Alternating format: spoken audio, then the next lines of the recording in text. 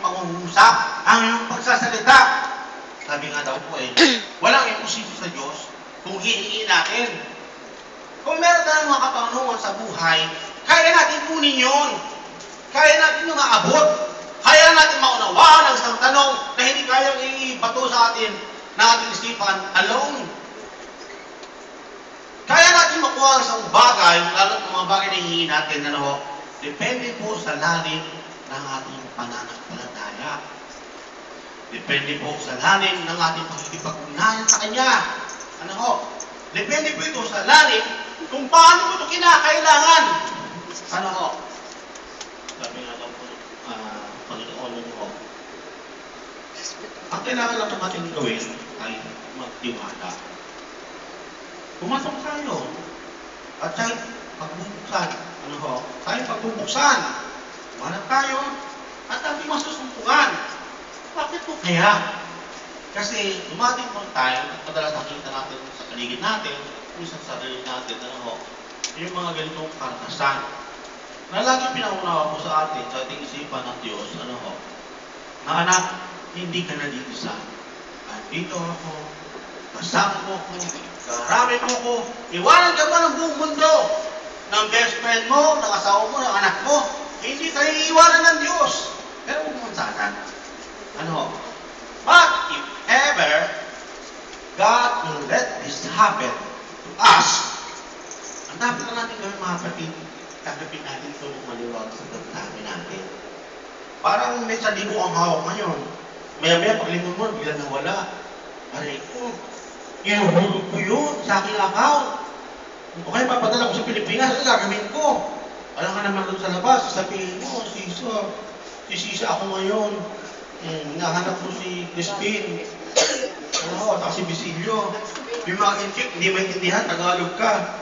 Kahit mag-Bisaya, tumulong po ka, hindi ka pa rin maintindihan. Ito yung sa mga kapatid, ay nangyayari sa atin. Saan? Na kinakailangan natin. Siguro may dala ng Diyos, kaya nangyayari ito. Sabi niya, mga anak, sa lahat ng pagkakataon nangyayari sa buhay ninyo, meron akong gustong ituro. Meron kayong dapat maunawaan. Kasi mga kapatid, academically speaking, o sa eskwelahan, yan po ay theory. Pero sa totoong buhay, in reality, experience is the best guide. Para maunawaan kung isa ng isang bagay, kinakailangan natin na dapat mong itlog. Dumating na ganito pagkakataon. Para maunawaan sa bagay, kinakailangan natin masaktan. Maaaring simple pain, o mas malalim na sakit. Para hindi natin maintindihan, may Panginoon, may Diyos na nakatingin sa atin. Na kahit na ikaw ay halos nag-give up, kahit kumakayaw ka na, bakit ang Diyos hindi iahayaw sa iyo? Bakit kaya? Kasi sa puso mo, kung naandiyan siya, hindi niya po tayo pababayaan. Kaya ka po may tanong. Mga anak, sabi sa isang kwento, nakikita niyo ba ako? Hindi sa iyong isipan? Nakikita niyo ba ako sa inyong puso? Bakit kaya mga kapatid, sa ating pananampalataya, sabi ko kayo na, kahit wala akong nakikita ang replika o kulto, subalit sa iyong puso, maliwanag na maliwanag na nakapinta, nakabakol, hindi po nakadikit lang.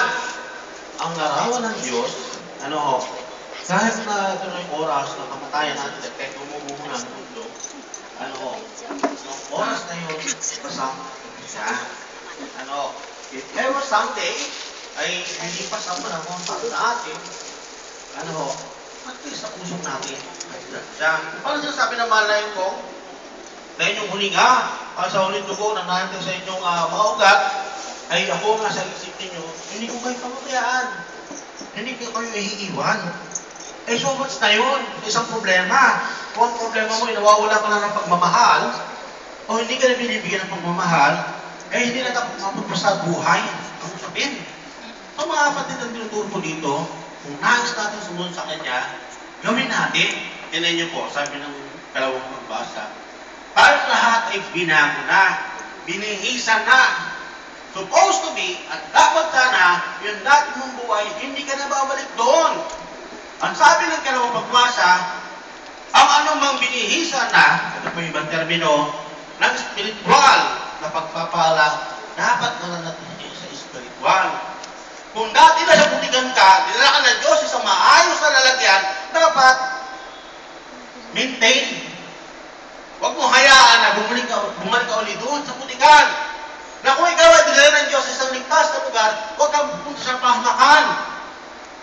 Sabi na ng Diyos, mga anak, common sense. Tanong siya, saan niyo gusto? Sa langit, sa impyerno? Siyempre, wala namang magsasabi na siya ay impyerno. Pero kung pumapatid, sinasabi naman nito, ako po sa purgatorio. Kasi I cannot assure myself na if I die today, doon na ako kitang pupunta. I just want for my soul na ma-purify muna siya before I go there. Yan ako. Okay lang, may puno dyan, nakakita ako doon gano'n. Okay lang yun. I go there up there. Pero but in heaven, for myself, hindi ko masasabing kung doon ako pumunta. Bakit kaya mga kapatid? Kasi wala makapagsasabi kung ano ang mangyayari sa iyo sa inaharap sa bukas sa darating. Basta ang importante, kahit naguguluhan ka at nahihirapan ka na, sobrang bigat yan, nararanasan mo, may bukas pa, may pagkakataon pa, para manatili ka sa iyong buhay na maligaya at masaya. Kung nabibigo ka ngayon at nahihirapan ka, okay lang yun. Kasi may bukas pa naman may pagkakataon pa naman. It's not the end of the world. Kaya minsan na po, nakakalungkot, may mga tao mo, baltan tayo, na sobrang hirap na dinaranasan ng buhay, physically, emotionally, mentally, spiritually. Ang iba po, suicide na po pinag-usapan at naging option, which is not good for our soul. Ano ho?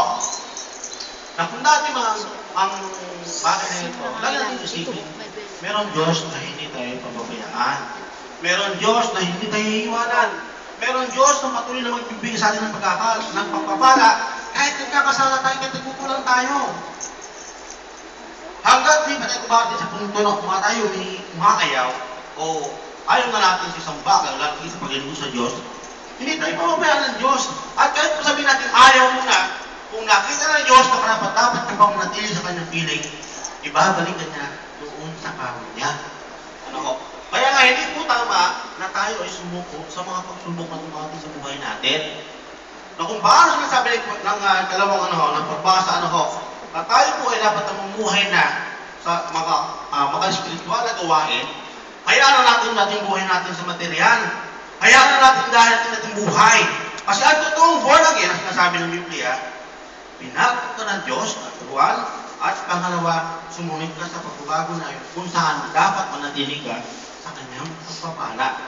This is what, and this is how we describe the word born again. Kasi ang mga tao na tinutuloy sa sarili lang sila ay anak ng Diyos, nananatili sa kawan ng Diyos. Na kahit na naman ay nagkakasala at nagkukulang tayo po, dapat piliin mo pa rin nandun ka sa Kanya. Na kahit na alam mo sa sarili mo nadudungisan ka, alam mo meron naman pamamaraan sa pag-aamin ng kasalanan, especially to confession. Kaya ako nahihirapan tayo mga kapatid. Lagi natin tatandaan sinasabi ng manay ko, mga anak, minamahal ko kayo, iniibig ko kayo, hindi ko kayo iiwan. Sa pangalan ng Diyos, Ama, Anak, at Espiritu Santo. Amen.